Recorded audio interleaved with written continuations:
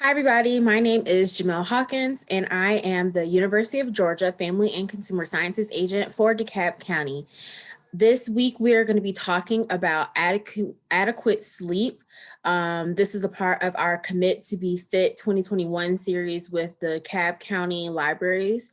Being fit is not just eating healthy and exercising, it is also a holistic view. So it's also getting the right amount of sleep so that your body is able to function healthily as well. So the overview of our class today is to explore the health benefits of adequate sleep and tips for receiving the right amount of sleep.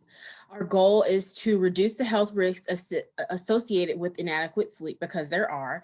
And some of our objectives today are to identify what is restful sleep, to identify the benefits of restful sleep, and to also identify some tips for restful sleep as well. So some new vocabulary that we are going to be discussing today is one, restful sleep. It is a deep sleep stage. While you rest, your body goes through different stages of the sleep cycle. Deep sleep is the stage of sleep where you need to feel refreshed when you wake up. So this stage is when your body and your brain waves slow down. The next is melatonin. It is a hormone that regulates sleep-wake cycles. And then also your immune system is the body's defense against infectious organisms and other invaders. So those are our vocabulary terms for this week. So this is a question that I wanted to ask you all. Just think it in your head. If you're around a group of people, then you can feel free to pause the video and discuss. But I wanted to know, how many hours of sleep do you get each night? And then also, how do you feel without a good night's rest? So how many hours of sleep do you get each night? And then also, how do you feel without a good night's rest? I know my answer. I'm a little crabby when I don't get a good night's rest. And it just depends on how much of those hours of sleep. So my introduction for today is getting at least 7 hours of quality rest each night is essential for optimal health. Sleep provides the foundations for all of your daily habits and decisions. Sleep deprivation can negatively affect your mood and your temperament, as well as your ability to focus on daily tasks. Sleep deprivation can have a significant impact on both your mind and your body. Research suggests that sleep plays an important role in your memory as well, both before and after learning a new task. So keep that in mind if you're trying to learn something. Sleep does play an important role in that. Lack of adequate sleep affects your mood, your motivation, your judgment, and even your perception of different events that happen throughout the day. Although there are some open questions about the specific role of sleep in forming and storing memories, the general consensus is that consolidated sleep throughout a whole night is optimal for learning and memory. So that is a set amount of hours that you take out of your night where you are sleeping throughout the entire night. So in this slide, this is the sleep duration recommendations from the National Sleep Foundation. Here you see that it is a little small. The recommended is the darker blue. And then the lighter blue is the can be appropriate, and then the yellow is the not recommended. So we see that a young adult, their recommended amount of sleep is 7 to 9 hours. It can be 10 to 11 hours is okay, 6 hours is okay, but we want to keep it between that 7 to 9 hours. An adult is 7 to 9 hours as well. You can get 10 hours, you can get 6 hours, but you want to keep it in between that 7 to 9. If you are an older adult, then it is 7 to 8 hours of sleep is your recommended. You can get 9, you can get 5 to 6. It just depends on how your body is. But we want to keep it between that 7 to 8. So if you have a young adult in your life that is working from school or working from home with their schoolwork, then you want to make sure that they're getting that recommended hours so that they're able to function and make healthy decisions during their workday. So some of the benefits of restful sleep is a healthier weight. It is an improved immune system. It is an improved mental health. It is less risk for diseases. And then you also have better physical health. Researchers have found that people who sleep fewer hours per night are more likely to be overweight or obese. It is thought that a lack of sleep impacts the balance of hormones in your body that affects your appetite. So the hormones ghrelin and leptin, which regulates your appetite, have been found to be disrupted by a lack of sleep. So if you want to maintain or lose weight, don't forget that getting an adequate sleep on a regular basis is a part of the equation as well. So just like we're saying, we're committing to be fit. If one of your goals at the beginning was to lose weight throughout this process, then also getting your sleep is a big factor in what helps you lose or maintain your weight. So your healthier weight, poor and short sleep duration is linked to weight gain and obesity. Like I was saying, the higher levels of ghrelin is the hormone that increases your appetite to be produced, and your leptin is a hormone that suppresses your appetite. So if those hormones are being disrupted by lack of sleep, then your hormones might make you eat more, which will make you gain weight. And then also leptin, if you are suppressing your appetite, it could go either way. So some benefits of getting an adequate amount of rest is your improved immune system. People get less than 7 hours of sleep each night are 3 times more likely to catch a cold. If prone to decrease immune function and colds, enduring at least 8 of sleep hours per night can be helpful as well. So a good night's sleep makes you feel energized and alert for the next day. Being engaged and active not only feels great, but it also increases your chances of another good night's rest as well. So your improved mental health is another benefit. So sleep is important for proper brain function. Sleep deprivation can cause impairment in thinking, concentration, productivity, and performance. It also, mental health disorders such as depression are strongly linked to poor sleep quality. And then sleep loss can impact your emotions and social interactions with people. So you want to keep that in mind for yourself, for your children, if you have any younger children. If their sleep is not, if you do not have a good night's rest, then that could cause impairment in thinking, concentration, productivity, and performance. And those are all the things that your children and even yourself need to be able to function throughout a workday as well. And then another benefit is less risk for disease. Sleeping less than 7 to 8 hours per night is linked to increased risk of heart disease and stroke.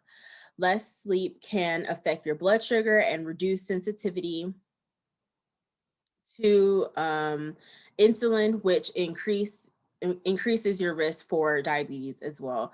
Less sleep is linked to inflammation of the digestive tract, such as inflammatory bowel disease. So these are some of the benefits as well, is a better health, physical health as well. So good quality sleep can enhance your athletic and physical performance. In athletes, longer sleep is linked to improvement in speed and reaction time, while in women, it helps improve your mobility. So this is also something, if you have a child that is an athlete, getting that good night's rest will help enhance their athletic and physical performance, whether it be speed or reaction time or their improved mobility. Like I was saying before, a good night's sleep makes you feel more energized and alert the next day. Being engaged and active not only feels great, but it increases your chances for another good night's rest. Some tips to improving your sleep are healthy eating habits, being consistent with your eating patterns as well. So if you eat 3 to 5 meals per day, a sudden change in that might affect how you sleep.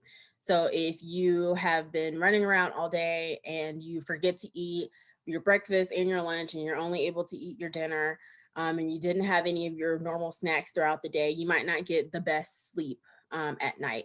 So if you've never eat before bed, settling doing so can make it harder to fall asleep, and it also decreases your sleep quality as well. This is especially true if you never eat meat before bed and then you randomly start to do so. So also what you eat can improve your sleep as well. So melatonin, like we said before, is a substance that naturally occurs in our brain and in the food that we eat. It helps us sleep. Foods that are high in melatonin are tart cherries, almonds, and raspberries. Vitamin D is a good source is sunlight, and eating mushrooms are good sources of vitamin D. And then vitamin B12 and B6 also improve your sleep quality and your alertness. You can find that in fish, beef, turkey, eggs, starchy vegetables, and some soy products.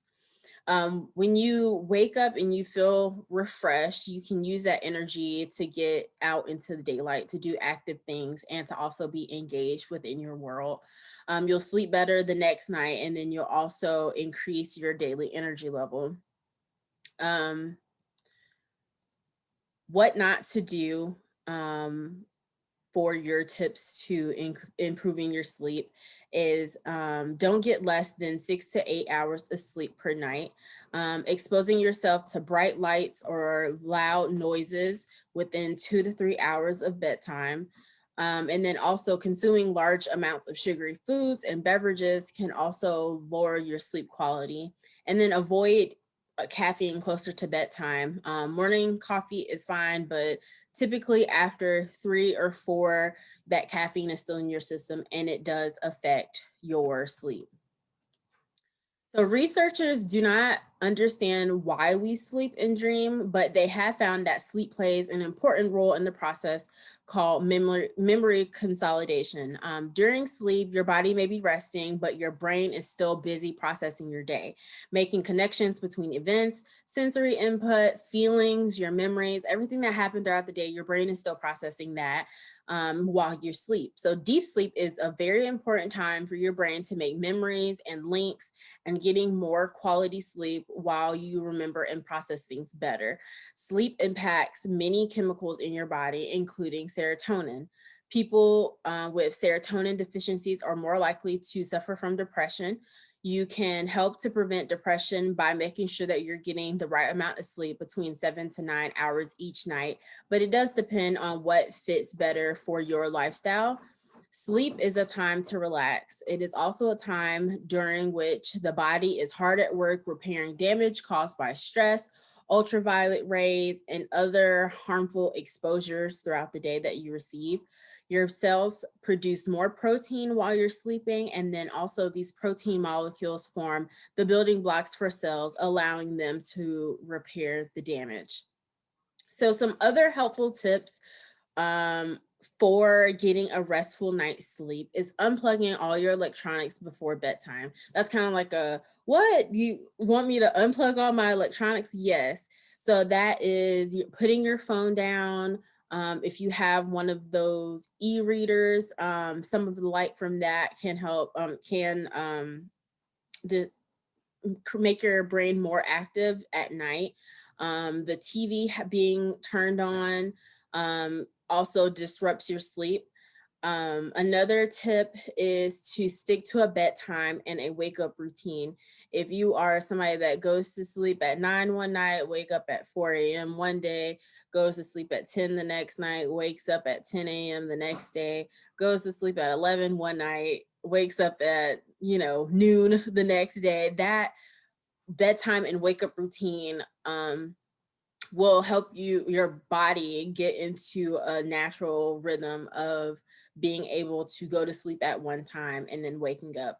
That bedtime routine is not just for children. It is for adults as well. So don't feel like, oh, that's something that I did for my child when they were younger. Having your brain and your body, you're telling your body, it's time for me to go to sleep. It is time for me to start decompressing for the day. It's time for me to get relaxed so that I can get the most out of my sleep schedule. Eating a light meal containing healthy carbohydrates before bed, so that is high in fiber, low in sugar, And that's not to say eating right before you go to bed, but a couple hours before, if that's going to be your dinner, having that light meal with healthy carbohydrates will help you stay asleep longer. And then getting at least 50 minutes of activity per week can also improve your sleep quality. And so that is not to say you need to do 50 minutes every day. That's 50 minutes throughout the entire week. So if you're starting out and you are not used to exercising, or you don't typically have an active lifestyle, then starting with, breaking it down 10 minutes a day, moving around, walking around your neighborhood. There are walking videos all over the internet that you can do within the comfort of your own home if you're uncomfortable with going out. Whatever that may be can help you improve your sleep quality. These can all improve the quality and duration of your sleep and make it easier to fall asleep. So what I want next is for you all to think about developing your own sleep plan, excuse me. Everybody's schedule is different, but how can you improve your sleep patterns? And then what are some strategies for a restful night's sleep? I know that when I am able to turn my phone off, not off completely, but just not look at it, I'm not scrolling on social media, I'm not checking emails for work, I'm not doing this, and I'm able to just sit. Sometimes having a physical book can help you relax as well, because it just kind of gets your brain into slowing down and not looking at a screen. I typically don't have the television on, or I don't have music playing when I'm about to go to bed as well, so that my brain can just mellow out for the night. So think of a way to develop your sleep plan, to create a routine for yourself that gets your brain and your body into the habit of going to sleep and then also staying asleep for the rest of the night. So a review is, what is the most important component of restful sleep? It is eating well, it is exercising, it is also making sure that you are setting a time to relax yourself before you're also going to bed. So some of the best night's sleep makes for the best days. So the night of sleep that you have sets you up for the day that you're going to have tomorrow. And I just want you all to keep that in mind. Another questions that I have for you is, what challenges will keep you from following a new sleep plan? That is also a part of having your goals, is addressing what challenges you think you might have, finding that sleep plan or that sweet spot of, this is what I want to do, and this is what I can do, and being able to find the middle ground for that. How do you overcome those challenges? And then what are some strategies that you develop for your new sleep pattern? So this is the end of our lesson for today. Hopefully you all enjoyed it, but if you wanted to leave feedback, I encourage you to leave feedback for the class that we had today. So I have the link right here. It is the bit.ly link. But we also will have that link posted somewhere on the page where you can just click and go straight into the evaluation. Again, my name is Jamille Hawkins. I am the University of Georgia Family Consumer Sciences Agent for DeKalb County. My email is Jamille, Jamille, Hawkins, Hawkins, @uga.edu. If you have any questions or comments, or if you wanted to tell me what you had developed for your sleep plan, I am always here to receive that email, and I will get in contact with you as well. Attached are going to be a handout for healthy, adequate sleeping, and then also a bigger picture of the sleep recommendations from the National Sleep Association. I will have a bigger picture of that attached to the website as well. So you didn't have to go back and squint at it. I can blow it up and have that sent to you all. So I hope you have a great day. I really appreciate my time with you, and hopefully we can continue to commit to being fit in 2021. Thank you. Bye.